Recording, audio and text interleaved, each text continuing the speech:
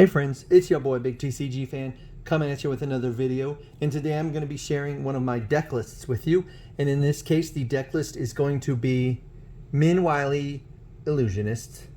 She's from the D&D set. Her ability is whenever you draw your second card each turn, create a 1/1 illusion creature token with this creature gets 1+0 +1/+0 for each other illusion you control. Then it says whenever an illusion you control dies, you may put a permanent card with mana value less than or equal to the creature's power from your hand into the battlefield. So she is a double sorted slice of awesomeness. First off, if you draw your second card, you're creating creatures that get bigger with the more you make. And then secondly, you can use her to cheat in stuff. So she's a very neat thing. And you'll see a lot of my deck is focused on puking out a bunch of these little token creatures and then overwhelming the board for your opponent. So I like to start with, set this over here for now. We got our lands. So I got a bunch of islands, obviously. This is mono blue. And since I like to go heavy on the lands because of the fact that, you know, I want to make sure I always have a land drop when I need it. All right, so then we're going to go into the special lands here. We have the Temple of False God. This one's great just because, you know, 2 mana. This one right here is one of my favorites out of the whole deck.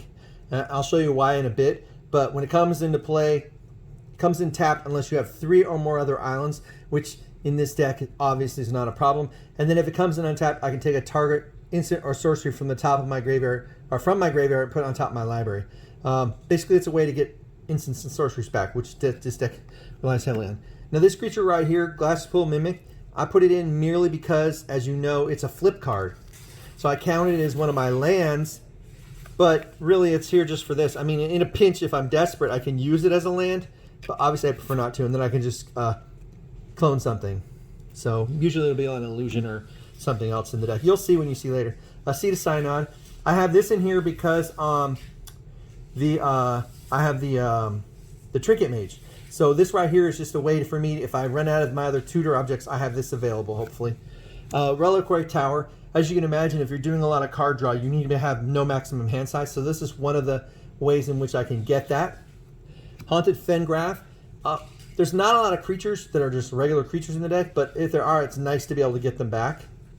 And then lastly, Riptide Laboratory. I like this card because, you know, she's a wizard.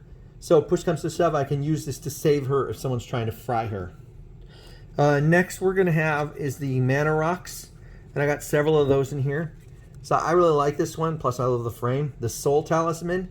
It's a suspend for 2. It's basically a soul ring that you suspend. The suspend 3 is a little sucky sometimes, but whatever. Mind Stone. I have this one in here because I prefer to keep my casting cost really low. Plus its ability to draw a card later. So I could turn this not only into a card draw later, but obviously getting a new creature. Coldstone Heart. Like I said, I like to keep things cheap. And I can just name blue. It comes into play tap, which kind of sucks, but you know, for 2, you'll put it out second turn, boom. Pristine Talisman. This one breaks my usual rule of 2 color cost, but the reason why is because the idea that you gain life. So even if I don't use the mana, I'll tap it to gain life because sometimes 1 life can make a difference. And then 2 for blue. Yeah, I mean, Arcane Signet, awesome card, manager. Sky Diamond. It's basically the same thing as the Coldstone Heart, except I don't have to name the color. It's just blue, but it's still awesome. Thought Vessel. This comes back to my no maximum hand size. It's the only, well, I mean 2 for 1 colorless. So it's important to have these kinds of cards in your deck, and it does 2 things at once, so it's a heavy lifter. Unstable Obelisk. As you can see, when I have them for 3, they do something else. Sometimes I just need to blow something up, and that's what this card does. Commander Sphere. This one goes back to the same effort as the Mind Stone. You know, obviously, I can draw a card and make a creature, so it's good. This is great later game. And then I got a Soul Ring. As you can see, I got the black one. The Code is Black, I think it was called. I just thought this artwork was so awesome. So I actually ended up with 2 of them. So I have 2 of them in different decks, and this one's in here. All right, so next we're going to be looking at some of the card draw I have. And there's quite a bit there as well. So you'll see a bunch of it. And some of them, they double dip and do other things. So for example, I have Sword of Fire and Ice. I pulled this out of a VIP deck in front of you guys, actually, I believe. But this one is, if I hit you, I get to draw a card and do 2 damage. Draw a card, and you know, it goes back to Mina's abilities. This guy right here, I like him because if they block something I don't want blocked, I can just bounce it. Or I just like I said, if I hit damage, so it's like one guy doesn't have a blocker, hit him with an illusion, I'm drawing a card, making another illusion. So yeah, this guy is just amazing because like look at his ability. Draw 3 cards. So basically, I'll put him down, and I won't even care about ever doing anything except drawing 3 cards. I mean, the -1 is handy sometimes, but I never try to do anything else with him except to draw 3 cards because he's a brainstorm on a stick. So I'll put him down, brainstorm. So not only am I drawing 3 cards, putting 2 back, I'm also making an illusion creature. So this one here, I just like it for its flexibility. For 4 mana is a lot to be able to scry and draw 2 cards, plus make an illusion creature. But also, he can make an illusion creature. This one. This is what I like it. And I'll almost always pay the kicker because I like this XX blue illusion creature where X is the number of cards in your hand. So you can imagine with this deck, my hand gets pretty big. And so I can have a massive illusion creature to smack on people. Mordenkaiden, another planeswalker, and his ability right here. Draw 2 cards, then put one from your hand at the bottom of my library. And I also like, look at this, double dipping. Create an illusion dog token. This creature's power toughness equal to twice the number of cards in your hand. So it's a massive dog with this deck. And then the last ability, exchange your hand, your library, and then shuffle. See, the problem with this one, it's neat, but usually by the time I would get to it, I already have a massive hand. So it might be a good way if I'm like getting low and I don't have one of my drawing win cons on, I can swap it and boom, safe. This one is personally my favorite, Endless Atlas.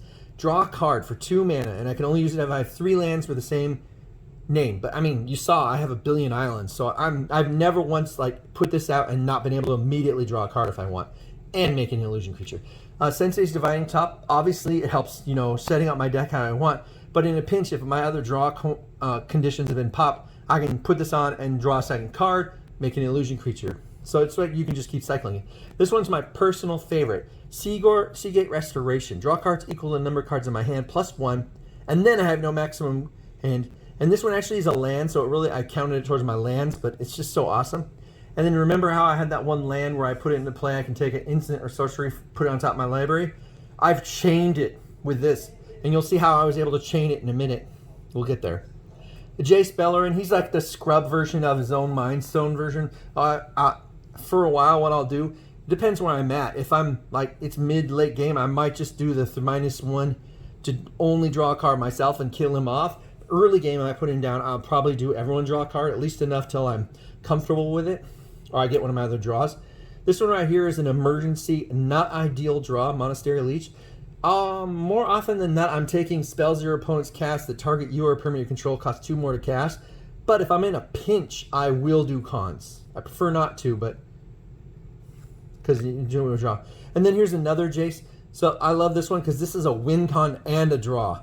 Because if I draw a card while my library has no cards in it, I win the game instead. But also, plus, I can have target player mill 2 cards from their library into their graveyard and then draw a card. And then also make an illusion creature. So it's pretty awesome. Kumana's Awakening, Ascent. This one is just ability to draw cards. So this one's like a mid to late game. It's just drawing a card. You can see it gets to the point where I'm drawing an insane number of cards rather quickly.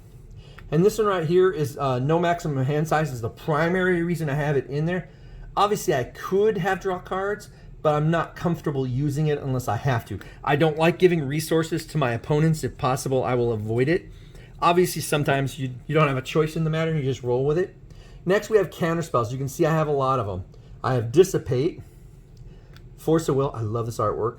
I had to pay for it, but it's so beautiful. I had to have it. I think it's doubled in value since I bought it. I got this from one of the secret lairs. Just super cool. She's so awesome, and she's a fairy wizard, so pretty sweet. Arcane Denial, just a cheap counterspell, my early game one. This one with my commander out, it's free, non-creature spells. Spell Crumple, I just love it.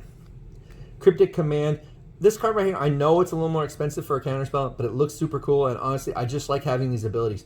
And you can see return target permanent to owner's hand. That plays into with that one land, I can use it. With this card and that one land, I can now cycle infinitely to use Cryptic Command every turn if I want. Force of Negation, here you go, exile a blue, and it's basically Force of Will, but not as good. Sublime Epiphany. This one goes back to the other one. It doesn't have the same abilities, but I just love instants and sorceries counters that have multiple things. This is a card I would use mostly late game, but it's an amazing card. Just the base counter spell, but it's the beautiful. I love this artwork, so I rolled with it. And then Mana Drain. I don't have to say anything about it. It's Mana Drain, right? I do have a wizard who I put in here merely for her ability to have no maximum hand size. That's it. She's there just to ensure in case all the other things go away. Next, we have Snappy, another wizard, but his ability is just insane. Emergency. Archaeomancer, there's another one. And this guy right here plays with that one wizard land that taps and bounces things. With him and that wizard land, I can now have infinite of various things. And you'll see, because a couple of things I want to have infinite of. Call to the Mind, just a way to get cards back. Relearn, same thing, more specific. Wash Out, sometimes I just need to purge the board of whatever ridiculousness one of my opponents or more are doing. So, oh, green, goodbye. Curse of the Swine, another instant sorcery, purge some stuff. Board token creatures usually easier to deal with than whatever else they got going on. Reality Shift, sometimes you just got to exile something. Eldrazi, Avacyn, things like that. You got to get rid of them. That's why I have that in there. Pongify, sometimes I just got to blow something up. Suspend. This card right here, I know it's not ideal, but it can stall things for me. So I can just be like, oh no, get that creature, exile it for a couple turns. It's good. Rapid Hybridization is another way to blow up a creature that gets in the way. Is that something on the card? Sleeve? Okay, cool.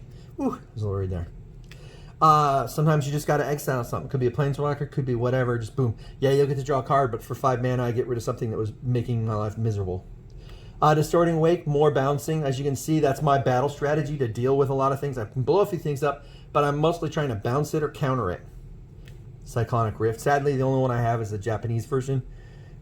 Still gets the job done. Mystical Tutor. Sometimes you got to be able to search specifically for things you need when you need them. Mystic Tutor. And you saw how much draw I have. So basically, when I do it, it's, oh, I'm tutoring to get the card to put it in my hand. Then you got Solve the Equation. It costs 3, but it puts it right in my hand. So, and it doesn't have the requirement, this one's blue, right? No, it's just instant sorcery, but it doesn't matter. Everything's blue in here. So I like tutoring. Trinket Mage, I can use it for various artifacts or that land. He's missed there. Also, he's a wizard, so I could bounce him if I get into a pinch. Weird situations do happen. Mana issues. Merchant Scroll, this one's the blue one. But hey, whatever. More tutoring, the better. My theory is I like to be able to get what I need, and these cards make it happen. And then here's one of the cards that I will be using for the infinite that I mentioned. Sometimes you just want to take infinite turns. So, game's got to end at some point, right? Can't sit there and just make a game forever. Expropriate, this card is just 7 mana. Late game, it could shift the game completely in my favor or stall long enough for me to recover. So I get things or I get turns, usually turns. Spark Double, I just like this because I can copy Planeswalkers or I can copy creatures, whatever I need. It has to be something I control. It could just be, push comes stuff, I can just throw it down as another illusion. So, and it's an illusion unto itself. And Palinchron, see, I don't have Data Navigator in here, and I thought about it, but I was like, I don't really want infinite mana. But it is an illusion, which is the only reason it's in here. I just like that. It's basically, you put it down, it's free. Right? And then if I need to, I can bounce it back to my hand. But it's an illusion. All right, here's one of my many win cons. This one right here is I can, Devotion, go and do your thing. And so it's pretty awesome right there. And this one right here just takes advantage of my draw. The idea here is that I can make more creatures to fight with, and he'll get bigger himself. It just takes advantage of what I'm doing. And then you got Metallic Mimic Anderson, so I'll name Illusion, and it becomes in right as an illusion. And then on that, it also gives 1/1 counters to illusions when they come in. So you can imagine this right here will make my illusions start to get pretty big. Here's one of my many win cons, Laboratory Maniac. Oh, well, if I can't draw, I win, so boom. Achroma's Memorial. One of my win cons is smash them in the face with a horde of illusions. That'll be a lot easier if they're all flying, first strike, vigilant, trample, haste, protection from black, protection from red illusions with +1/+0 for each other one of them. And then this right here, she is like one of my favorite cards in this deck. Like I said, because that land, I'm able to use her to bounce the land at will back to my hand. So not only do I get an illusion token, but then I can use her to infinitely take turns. So in theory, I could have infinite 1/1 blue flying creatures with, blue illusions with flying infinitely and infinite turns. So it's pretty sweet. So there you guys go. That is the whole deck for Min Wily Illusionist. I just wanted to share her with you. She's one of the many gem commanders from the much maligned Dungeons and Dragons set. So there you guys go. This concludes my video. Make sure you like, subscribe, comment down below, share if you can. Peace out.